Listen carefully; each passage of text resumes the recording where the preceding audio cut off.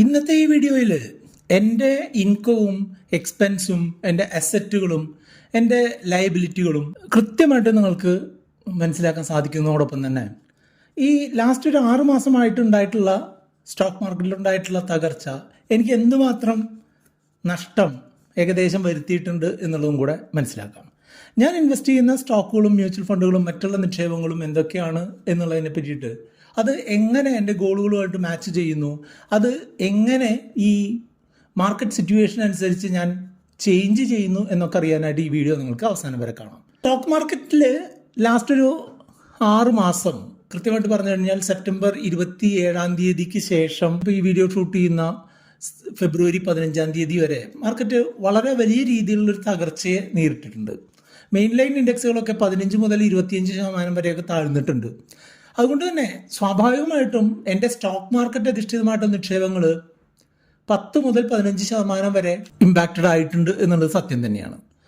അപ്പോൾ സാധാരണ എല്ലാ വർഷവും മാർച്ച് ഏപ്രിൽ മാസങ്ങളിൽ ഞാൻ നടത്താറുള്ള എൻ്റെ ഒരു പേഴ്സണൽ ഫിനാൻസ് സിറ്റുവേഷൻ അസസ്മെൻറ്റ് ഞാൻ ഈ ഒരു ഫെബ്രുവരി മാസത്തിൽ നടത്താനായിട്ട് തീരുമാനിച്ചതാണ്.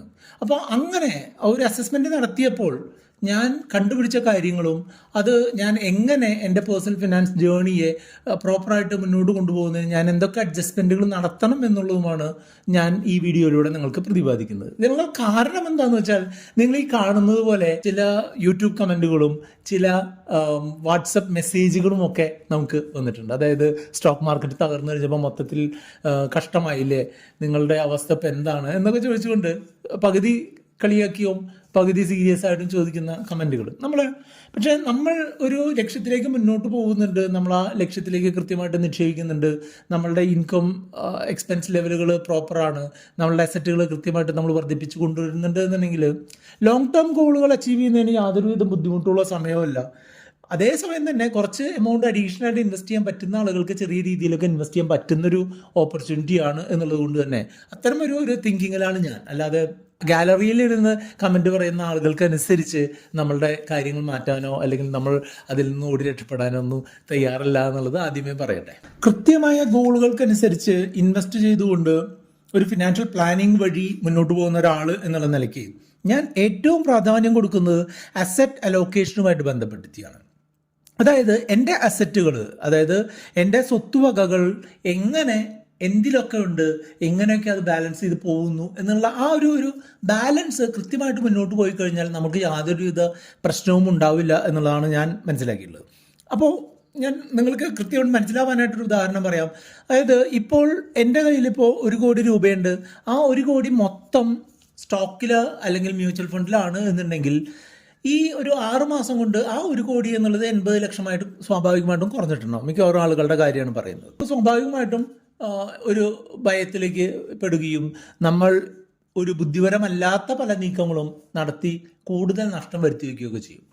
അതേസമയം തന്നെ നിങ്ങൾക്ക് 1 കോടി രൂപയുള്ള ഒരാൾ 50 ലക്ഷം രൂപ മാത്രമേ മ്യൂച്വൽ ഫണ്ടുകളിലും സ്റ്റോക്കുകളിലും ചെയ്തിട്ടുള്ളൂ. ബാക്കി 50 ലക്ഷം രൂപ നമ്മൾ ഫിക്സഡ് ഡെപ്പോസിറ്റുകളോ ബോണ്ടുകളോ കടപ്പത്രങ്ങളിലോ ഒക്കെയാണ് എന്നുണ്ടെങ്കിൽ സിറ്റുവേഷൻ കുറേ കൂടെ കംഫർട്ടബിൾ ആവാനുള്ള സാധ്യത ഞാൻ കാണുന്നുണ്ട്.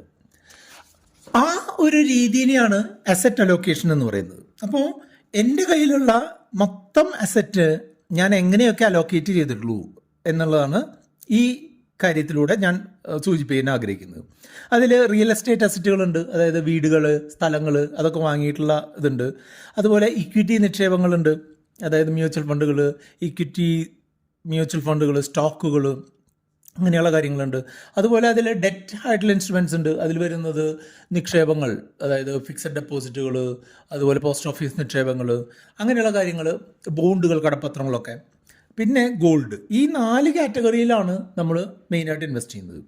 ഏറ്റവും കുറവ് അലൊക്കേഷൻ ഉള്ളത് ഗോൾഡിലാണ്. വെറും 2% എൻ്റെ ടോട്ടൽ അസറ്റിൻ്റെ 2% മാത്രം ഗോൾഡിൽ നിക്ഷേപമുണ്ട്. അതുപോലെ അടുത്തത് വരുന്നത് ഡെറ്റ് ഇൻസ്ട്രുമെൻറ്റ്സ് ആണ്. FDകൾ, ബോണ്ടുകൾ, കടപ്പത്രങ്ങൾ പോലുള്ള കാര്യങ്ങളിൽ 12% അലൊക്കേഷൻ ഉണ്ട്. അതുപോലെ റിയൽ എസ്റ്റേറ്റ് അസറ്റുകളായിട്ട് എനിക്ക് ടോട്ടൽ അസറ്റിൻ്റെ 30%, ഏകദേശം 1/3 സ്വത്തും ഈ റിയൽ എസ്റ്റേറ്റ് അസറ്റുകളിലാണ് ഇരിക്കുന്നത്. ഏകദേശം 56% മ്യൂച്വൽ ഫണ്ടുകളും സ്റ്റോക്കുകളിലുമായിട്ടാണ് നിക്ഷേപിച്ചിട്ടുള്ളത്. അതായത് പകുതിയിൽ കൂടുതൽ ഞാൻ ഓഹരി അധിഷ്ഠിത നിക്ഷേപങ്ങളിൽ നിക്ഷേപിച്ചിട്ടുള്ള ഒരാളാണ്. പക്ഷേ സ്വാഭാവികമായിട്ടും എനിക്ക് ഈ ഒരു ലാസ്റ്റ് ഒരു 7 മാസം കൊണ്ട് ഏകദേശം 60% എന്ന് പറഞ്ഞുള്ള ഇക്വിറ്റി ഏരിയയിൽ നിന്നാണ് 56 താഴ്ന്നിട്ടുള്ളത്. അതായത് എനിക്ക് 11.78% എനിക്ക് നഷ്ടം ഈ ലാസ്റ്റ് ഒരു 6 മാസം കൊണ്ട് വന്നിട്ടുണ്ട്. അത് സ്വാഭാവികമാണ്, അതെല്ലാം തിരികെ വരും എന്ന് തന്നെയാണ് നമ്മൾ പ്രതീക്ഷിക്കുന്നത്. അതാണ് അസറ്റുകളുടെ സൈഡ്, അതാണ് ഒരു അസറ്റ് അലോക്കേഷൻ രീതിയുടെയും പ്രത്യേകത. അപ്പോൾ ഈ ഒരു രീതിയിൽ തന്നെ, ഈ ഒരു പ്രപ്പോർഷനിൽ തന്നെ അസറ്റുകളുമായിട്ട് മുന്നോട്ട് പോകാനായിട്ടാണ് ഞാൻ പരിശ്രമിക്കുന്നത്. നിങ്ങൾക്ക് ഞാൻ ഫോളോ ചെയ്യുന്ന രീതി നിങ്ങൾക്ക് താല്പര്യപ്പെടുന്നുണ്ട്, നിങ്ങൾക്ക് ആ ഒരു ഡയറക്ഷൻ വേണം എന്നുണ്ടെങ്കിൽ നിങ്ങൾ ഈ നമ്പറിൽ കാണുന്ന 8848030018 എന്ന് പറഞ്ഞിട്ടുള്ള നമ്മുടെ വാട്സാപ്പ് നമ്പറിലേക്ക് നിങ്ങൾക്ക് കോൺടാക്ട് ചെയ്യാവുന്നതാണ്. രണ്ടാമത്തെ കാര്യം പറയുന്നത് ലയബിലിറ്റികളാണ്. ആകെ ഒരു ലയബിലിറ്റിയാണ് എനിക്കുള്ളത്. അത് എൻ്റെ ഹോം ലോണുമായിട്ട് ബന്ധപ്പെട്ടുള്ള ലയബിലിറ്റിയാണ്. അത് 35 ലക്ഷം രൂപയുടെ ഒരു ഹോം ലോണാണുള്ളത്. അതിൽ നിന്ന് എനിക്ക് എൻ്റെ മാസച്ചെലവിൻ്റെ 8% എനിക്ക് ഈ ഹോം ലോൺ EMI അടയ്ക്കാനായിട്ട് ചിലവാക്കേണ്ടതായിട്ട് വരുന്നുണ്ട്. അപ്പോൾ 35 ലക്ഷം രൂപ ലോണുണ്ട്. ഞാൻ എൻ്റെ മന്ത്ലി എക്സ്പെൻസിൻ്റെ 8% ഞാൻ ലോൺ എടുക്കാനായിട്ട് ലോണിൻ്റെ EMI അടയ്ക്കുന്നുണ്ട്. അപ്പോൾ ഇതിൽ നിങ്ങൾ ഏറ്റവും പ്രധാനപ്പെട്ട ഒരു കാര്യം, നിങ്ങൾ ലോൺ എടുക്കുന്ന അല്ലെങ്കിൽ ലോൺ സർവീസ് ചെയ്യുന്ന ഒരാളാണെന്നുണ്ടെങ്കിൽ നിങ്ങളുടെ ലോൺ തിരിച്ചടവ് നിങ്ങളുടെ ടോട്ടൽ എക്സ്പെൻസിൻ്റെ ഒരു 20-30% കുറവായിട്ട് നിലനിർത്തണമെന്ന് പറയും. അതായത് 1 ലക്ഷം രൂപ വരുമാനമുള്ള ഒരാളാണെന്നുണ്ടെങ്കിൽ ഒരു 30,000 രൂപയിൽ കൂടുതൽ ലോൺ അടയ്ക്കാൻ പോകരുത്. അതേസമയം തന്നെ എൻ്റെ സിറ്റുവേഷൻ അതിലും വളരെ മികച്ചതാണ് എന്ന് ഞാൻ പേഴ്സണലി അസസ് ചെയ്യുന്നു. അതായത് എനിക്കിപ്പോൾ 100 രൂപ കിട്ടുന്നുണ്ടെങ്കിൽ എനിക്ക് 8 രൂപ മാത്രമാണ് എനിക്ക് ലോൺ അടയ്ക്കേണ്ടി വരുന്നത്. ബാക്കി 92 രൂപയും എൻ്റെ കാര്യങ്ങൾക്കായിട്ട് മുന്നോട്ട് പോകാനായിട്ട് എനിക്ക് സാധിക്കുന്നുണ്ട് എന്നുള്ളത് എൻ്റെ ഒരു സേഫ് ആയിട്ടുള്ള ഫിനാൻഷ്യൽ സിറ്റുവേഷനെ കൃത്യമായിട്ട് നിങ്ങൾക്ക് അടയാളപ്പെടുത്തുന്നതാണ്. അസറ്റുകളും ലയബിലിറ്റികളും പരിശോധിച്ച് കഴിഞ്ഞാൽ നമ്മൾ അടുത്തായിട്ട് പരിശോധിക്കേണ്ടത് ക്യാഷ് ഫ്ലോ എങ്ങനെയാണ് എന്നുള്ളതാണ്. നമ്മുടെ ഓരോരുത്തരുടെയും ക്യാഷ് ഫ്ലോ എങ്ങനെയാണ് എന്നുള്ളത് പരിശോധിക്കേണ്ടത് നമ്മളുടെ ഒരു ഫിനാൻഷ്യൽ വെൽബീയിങ്ങിന് ഏറ്റവും പ്രധാനപ്പെട്ട ഒരു കാര്യമാണ്. ക്യാഷ് ഫ്ലോ എന്ന് പറഞ്ഞിട്ടുണ്ടെങ്കിൽ നമ്മൾക്ക് പണം എങ്ങനെ വരുന്നു, നമ്മളതെങ്ങനെ ചിലവാക്കുന്നു എന്നുള്ളതാണ്. ഉദാഹരണമായിട്ട് പറയുകയാണെങ്കിൽ എൻ്റെ ക്യാഷ് ഫ്ലോ, എനിക്ക് പണം വരുന്ന മാർഗങ്ങൾ ഇതൊക്കെയാണ്. സാലറി ആയിട്ട് എൻ്റെ വരുമാനത്തിൻ്റെ 67%, 2/3 ഭാഗവും സാലറിയാണ്. എൻ്റെ സാലറിയിൽ നിന്നുള്ള വരുമാനമാണ് എൻ്റെ മാസ വരുമാനത്തിൻ്റെ 2/3 ഭാഗവും വരുന്നത്. അതേസമയം 11% കിട്ടുന്നത് നമ്മളുടെ ഇൻവെസ്റ്റ്മെൻറ്റുകളിൽ നിന്നുള്ള ഇൻട്രസ്റ്റ്, ഡിവിഡൻഡ്, മറ്റുള്ള വരുമാനങ്ങൾ വഴിയാണ് 11% വരുന്നത്. എൻ്റെ മൊത്തം മാസ വരുമാനത്തിൻ്റെ 22%, അതായത് 100 രൂപ എനിക്ക് ടോട്ടൽ വരുമാനം ഉണ്ടെന്നുണ്ടെങ്കിൽ അതിൽ 22 രൂപ തരുന്നത് നിങ്ങളൊക്കെയാണ്. അതായത് റുപ്പിമംഗ് യൂട്യൂബ് ചാനലിൽ നിന്നും, ആസ്ക് റുപ്പിമംഗിൻ്റെ വാട്സപ്പ് സർവീസിൽ നിന്നും, അതുപോലെ നമ്മൾ ചെയ്യുന്ന സ്പോൺസേർഡ് വീഡിയോകളിൽ നിന്നും ഒക്കെ കിട്ടുന്ന വരുമാനമാണ് ഈ 22 രൂപ അല്ലെങ്കിൽ 22%. അങ്ങനെ സാലറിയും ഈ റുപ്പിമംഗ് എന്നുള്ള സൈഡ് ഇനീഷ്യേറ്റീവ് വഴിയുള്ള വരുമാനവും ഇൻട്രസ്റ്റ് ഡിവിഡൻഡ് വരുമാനവുമാണ് എൻ്റെ 3 വരുമാന സ്രോതസ്സുകൾ. ഇനി ക്യാഷ് പുറത്തേക്ക് പോകുന്നതിൻ്റെ കാര്യങ്ങൾ ഏതൊക്കെയാണ്? ഞാൻ മുൻപ് സൂചിപ്പിച്ചിട്ടുള്ളതുപോലെ 100 രൂപ എനിക്ക് ചിലവുണ്ട് എന്നുണ്ടെങ്കിൽ അതിൽ 8 രൂപ EMI ആണ്, 20 രൂപ എക്സ്പെൻസ് ആണ്. വീട്ടിലെ എക്സ്പെൻസ് അല്ലെങ്കിൽ ഫാമിലി മെയിൻ്റനൻസ് എക്സ്പെൻസ്, പാരൻസിനെ ടേക്ക് കെയർ ചെയ്യാനുള്ള എക്സ്പെൻസ് ഒക്കെ എൻ്റെ ടോട്ടൽ വരുമാനത്തിൻ്റെ 20% വരുന്നുണ്ട്. അതുപോലെ ഞാൻ റിക്കറിംഗ് ഡെപ്പോസിറ്റുകളിൽ നിക്ഷേപിക്കുന്നുണ്ട്, ചിട്ടികളിൽ സേവിങ്സ് ഉണ്ട്. ഈ 2 കാര്യങ്ങളും 16% വീതം, 16% RDയും അതുപോലെ 16% ചിട്ടി സേവിങ്സും ഉണ്ട്. സ്റ്റോക്കുകളിലുള്ള നേരിട്ടുള്ള നിക്ഷേപം, സ്റ്റോക്കുകളിലും ETF-കളിലുമുള്ള നിക്ഷേപം 15%. 100 രൂപ ഉണ്ടെന്നുണ്ടെങ്കിൽ എനിക്ക് 100 രൂപ കിട്ടുന്നുണ്ടെങ്കിൽ അതിൽ 15 രൂപ ഞാൻ സ്റ്റോക്കുകളിലും ETF-കളിലും ഓരോ മാസവും നിക്ഷേപിക്കുന്നുണ്ട്. അതേസമയം തന്നെ 25% ഞാൻ മ്യൂച്വൽ ഫണ്ടുകളിൽ SIP അഡ്രസ്സ് ചെയ്യുന്നതിനായിട്ട് ഞാൻ ചെയ്യുന്നുണ്ട്.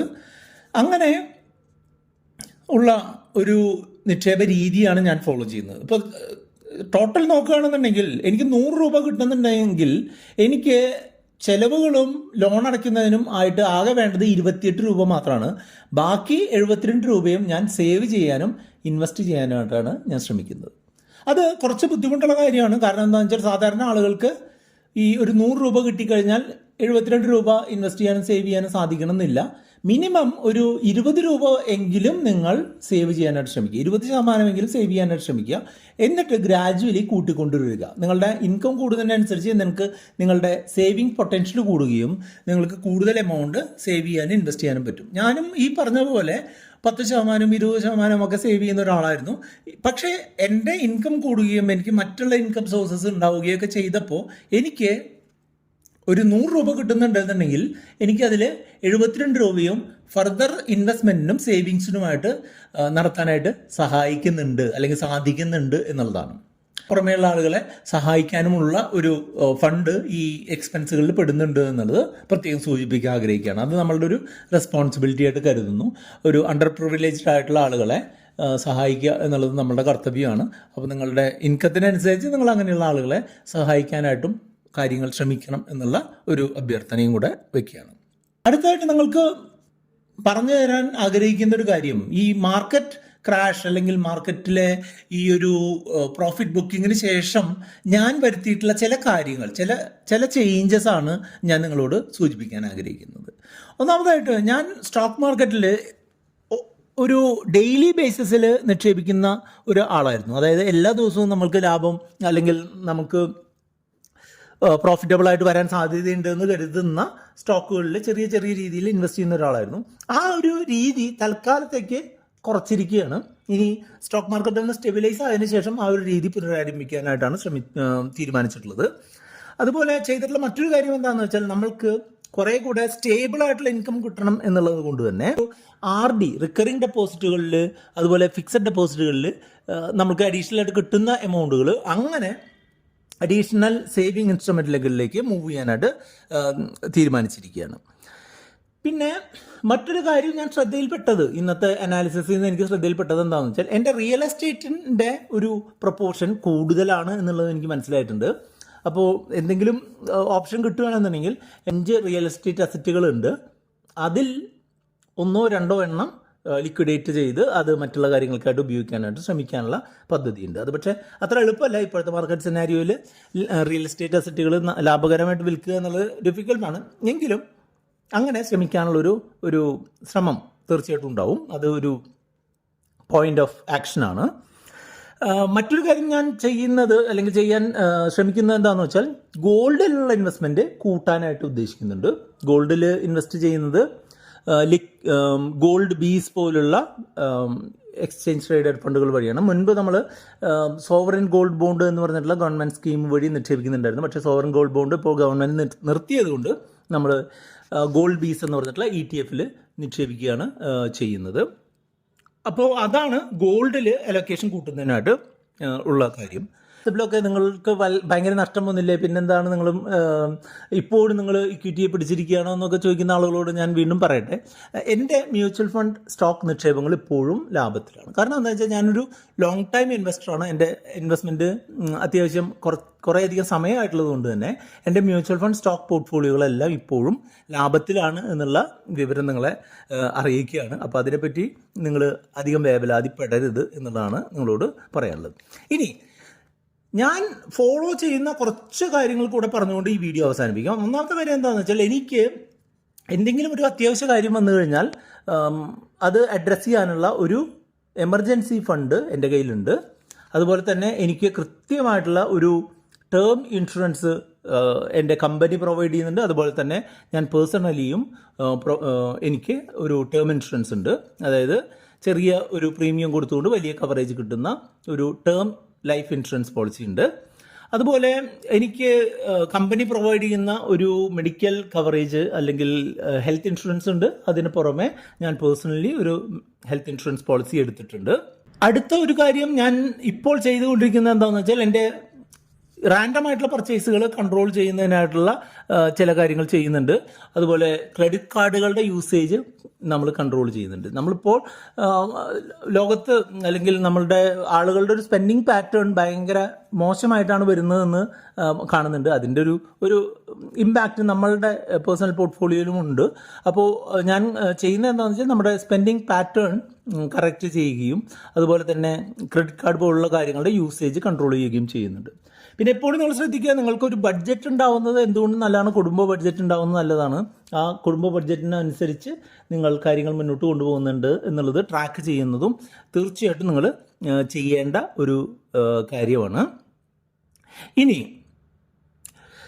ഞാൻ ഏതൊക്കെ മ്യൂച്വൽ ഫണ്ടുകളിലാണ് അല്ലെങ്കിൽ ഏതൊക്കെ സ്റ്റോക്കുകളിലാണ് നിക്ഷേപിക്കുന്നതെന്ന് അറിയാൻ താല്പര്യമുള്ള ആളുകൾ തീർച്ചയായിട്ടും ഞങ്ങളുടെ പോർട്ട്ഫോളിയോകൾ റിവ്യൂ ചെയ്യുന്ന പഴയ വീഡിയോകൾ കണ്ടാൽ മതിയാവും.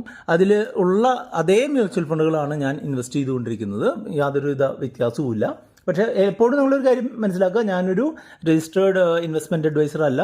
അതുകൊണ്ട് തന്നെ ഇതിൽ ആ വീഡിയോയിൽ പറയുന്ന സ്റ്റോക്കുകളോ മ്യൂച്വൽ ഫണ്ടുകളോ വാങ്ങാനോ വിൽക്കാനോ ഉള്ള റെക്കമെൻഡേഷനായിട്ട് നിങ്ങളത് എടുക്കരുത്.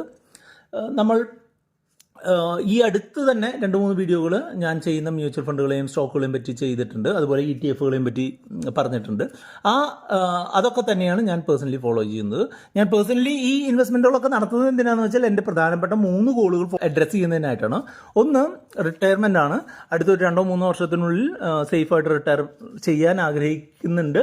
എങ്കിലും അത് എങ്ങനെ പോകുന്നു എന്നുള്ളത് നോക്കാനായിട്ട് ആഗ്രഹിക്കുന്നു. അപ്പോൾ അതുപോലെ കുട്ടികളുടെ വിദ്യാഭ്യാസം, 2 കുട്ടികളുടെ വിദ്യാഭ്യാസത്തിൻ്റെ ഭാഗമായിട്ടുള്ള ഒരു ഫണ്ട് അലൊക്കേഷനും ഈ ഇൻവെസ്റ്റ്മെൻറ്റുകൾ മ്യൂച്വൽ ഫണ്ടുകളിലും സ്റ്റോക്കുകളും വഴിയുള്ള ഇൻവെസ്റ്റ്മെൻറ്റുകൾ വഴി മുന്നോട്ട് പോകുന്നുണ്ട്. മൂന്നാമത്തെയും അവസാനത്തെയുമായിട്ടുള്ള ഗോൾ എന്ന് പറഞ്ഞിട്ടുണ്ടെങ്കിൽ ഡെറ്റ് ക്ലിയറിംഗ് ആണ്. അല്ലെങ്കിൽ നമ്മൾക്ക് ആകെയുള്ള ഒരു 35 ലക്ഷത്തിൻ്റെ കടം എങ്ങനെ കുറയ്ക്കാമെന്നുള്ളതാണ്. അതിനെപ്പറ്റി അത്ര വേവലാതിപ്പെടുന്നില്ല. കാരണം എന്താണെന്ന് വെച്ചാൽ നമുക്ക് അത്യാവശ്യം നല്ല രീതിയിലുള്ള ഫിക്സഡ് ഇൻകം പോർട്ട്ഫോളിയോ ഉണ്ട്. ആ ഫിക്സഡ് ഇൻകം ബോണ്ടുകളും കടപ്പത്രങ്ങളും ഒക്കെ മെച്യൂർ ആകുമ്പോൾ നമുക്ക് ആ ലോൺ വീട്ടാനോ അല്ലെങ്കിൽ ആ ലോൺ വീട്ടുന്നതിന് വേണ്ടിയിട്ടുള്ള ഒരു സിസ്റ്റമാറ്റിക് വിഡ്രോവൽ എന്നുള്ള രീതിയിൽ ആ എമൗണ്ടിനെ ഒരു മ്യൂച്വൽ ഫണ്ടിലേക്ക് മാറ്റി അതിനെ സിസ്റ്റമാറ്റിക്കലി വിഡ്രോ ചെയ്ത് EMI അടയ്ക്കുന്ന രീതിയിൽ മാറ്റാനുള്ള ഒരു പ്ലാനും പദ്ധതിയൊക്കെ ഉണ്ട്. അതിനെപ്പറ്റി പറയുന്ന 2 വീഡിയോകൾ ഇവിടെ കാണുന്നുണ്ട്. എൻ്റെ ഒരു ഫിനാൻഷ്യൽ പ്ലാനിങ്ങിനെ പറ്റി പറയുന്ന ഡീറ്റെയിൽ ആയിട്ട് പറയുന്ന 2 വീഡിയോകളുണ്ട്. അത് കണ്ടുകൊണ്ട് നിങ്ങൾക്ക് മുന്നോട്ട് പോകാം. നിങ്ങൾക്ക് ഞാൻ ഫോളോ ചെയ്യുന്ന രീതി നിങ്ങൾക്ക് താല്പര്യപ്പെടുന്നുണ്ട്, നിങ്ങൾക്ക് ആ ഒരു ഡയറക്ഷൻ വേണം എന്നുണ്ടെങ്കിൽ നിങ്ങൾ ഈ നമ്പറിൽ കാണുന്ന 8848030018 എന്ന് പറഞ്ഞിട്ടുള്ള നമ്മുടെ വാട്സാപ്പ് നമ്പറിലേക്ക് നിങ്ങൾക്ക് കോൺടാക്ട് ചെയ്യാവുന്നതാണ്.